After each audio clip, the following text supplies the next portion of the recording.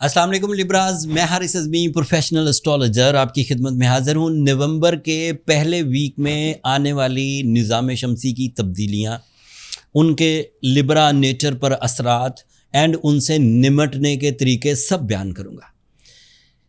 3 तब्दीलियाँ हैं 7 दिनों में लिब्राज। 4 नवंबर को मार्स सेजिटेरियस एंगल पर आ जाएगा, ये बड़ा कीमती है। 5 नवंबर को फुल मून हो जाएगा। ऑब्वियसली पूरा चांद हमेशा ही एक ब्लेस्ड इवेंट होता है, ब्लेसिंग का इवेंट होता है। एंड 6 नवंबर को आपका रूलिंग प्लैनेट वीनस आपके यहाँ सेकंड एंगल पर आ जाएगा। So you are going good in a single line. The bottom line is be ready for big busy schedule. One by one सब बयान करता हूँ। वीनस से शुरू करता हूँ। वीनस आपका रूलिंग प्लैनेट है। ये आपके एंगल से, लिब्रा एंगल से निकलकर आपके माल के यानी कि मटेरियल एडवांटेजेस के हाउस में इंटर हो गया। जब ये आपके हाउस में था तो आपको ट्यून कर रहा था, नेचुरल एबिलिटीज़, टारगेट आपके मैनेज कर रहा था, आपके माइंड को ऊपर लेकर जा रहा था। ऊपर लेकर जाने का मतलब बिग विजन, इमोशंस को स्टेबलाइज कर रहा था, तड़प और कसक बढ़ा रहा था कि आपको कुछ बड़ा करना चाहिए। और अब वो आ गया बड़ा कुछ करने के एंगल पर। तो एडवांटेजेस क्या मिलेंगे? बेरोजगार लिब्राज रोजगार हासिल कर सकेंगे on their own terms and condition, जैसा वो चाहते हैं वैसा। जो लिब्राज अपना स्टेटस खो लिए थे किसी वजह से, किसी ने उनका हक मार लिया था, उन्होंने खुद कोई गलती कर ली थी और स्टेटस डिक्रीज हो गया था। After 5th or 6th of November when Venus in Scorpio, आप अपना स्टेटस रीगेन कर लेंगे। नेगोशिएशंस बढ़ जाएंगी लिब्राज और नेगोशिएशंस के रिजल्ट्स निकलेंगे।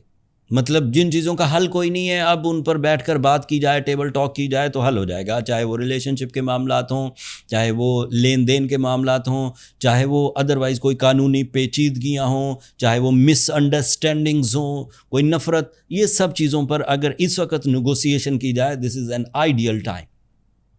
आखिरी फ़ायदा, Venus is representative of your 8th angle. That means when Venus in positive form, your losses rate will be decrease and जो already losses हो चुके हैं उनकी recovery, all type of losses, insults, litigations, liabilities, health crisis, relationship issues, every type of issues, every type of losses, you are able to recover that losses। ये एक planet की इतनी खुशखबरियाँ हैं। अब अगले प्लैनेट की खुशखबरियाँ सुनिए। Your Mars is in 3rd angle on 4th of November और ये आपके लिए आपके 7th एंगल का रिप्रेजेंटेटिव है और 3rd एंगल पर है। वैदिक एस्ट्रोलॉजी हो, वेस्टर्न एस्ट्रोलॉजी हो, पर्शियन एस्ट्रोलॉजी हो, हर कोई इस बात पर मुत्तफिक है कि अगर मार्स 3rd एंगल पर आ गया तो रीडेबल चेंजेस देकर ही जाएगा। इसका दौरानिया 6 हफ्तों का होता है, तकरीबन 42 डेज। तो 2 साल के बाद आता है 3rd एंगल पर। इस साल आ गया है, अगले साल नहीं आएगा, अब 2027 में आएगा। तो इस दौरान आप अपनी फैमिली सिक्योरिटी, अपनी खुद की फ्यूचर सिक्योरिटी, अपने फाइनेंशियल ड्रीम्स का फुलफिल करना, अपने हेल्थ को मैक्सिमाइज देखना, these are all possible. The second advantage is Mars is representative of your love life. Mars is representative of recovery of delay of marriage. जिन Libras की शादी वैसे लिब्रा की शादी लेट नहीं होती, mostly Libras are romantic, emotional, वो अपना साथी ढूंढ लेते हैं। बट मान लेते हैं कोई लिब्रा ऐसा था जो पहली शादी को सस्टेन ना कर सका, या एक लंबी कमिटमेंट चली और फिर उसके इवज़ एक लंबा टाइम वेस्ट हो गया और फिर बाद में वो कमिटमेंट भी ख़त्म हो गई और उस वजह से लेट हो गए। तो during this Mars season it is expected कि वो रीमर्जर हो जाएगा या न्यू प्रपोजल या new opportunity of life partnership available हो जाएगी।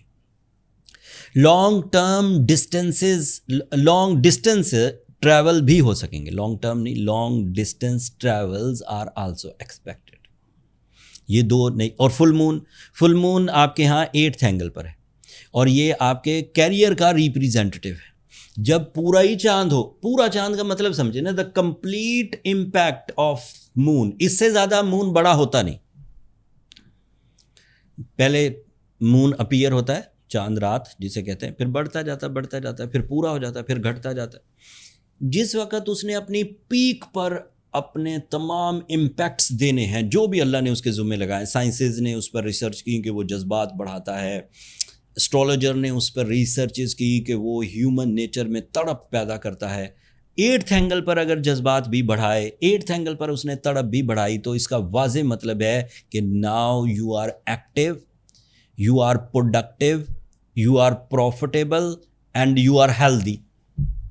And it is happened on 5th, 6th and 7th of November. 3 दिन तक इसका इम्पैक्ट रहेगा, फिर घटना शुरू हो जाएगा। तो ये 3 इवेंट नए थे, कुछ 2 इवेंट पुराने हैं। सूरज आपके 2nd एंगल पर है, this is so positive. 2nd angle पर सूरज का होना आपको टीम वर्क की इजाज़त दे रहा है, टीम वर्क करने पर उकसा रहा है, पार्टनरशिप करने पर उकसा रहा है। Sun for the Libras is a type of a planet जो आपको लीडिंग रोल पर लाएगा, आपके हाथ से कुछ ऐसे काम सर अंजाम देंगे, आप दोबारा अपने हल्का अहबाब में काबिल ज़िक्र शख्सियत बनते हुए उभरेंगे। कोई ऐसा फ़ैसला करेंगे कि आपके जो फॉलोअर्स, आपके जो एम्प्लॉयज़, आपके जो अंडर काम करने वाले, आपके जो को वर्कर्स हैं, वो आपकी शख्सियत को दोबारा डिस्कस करेंगे।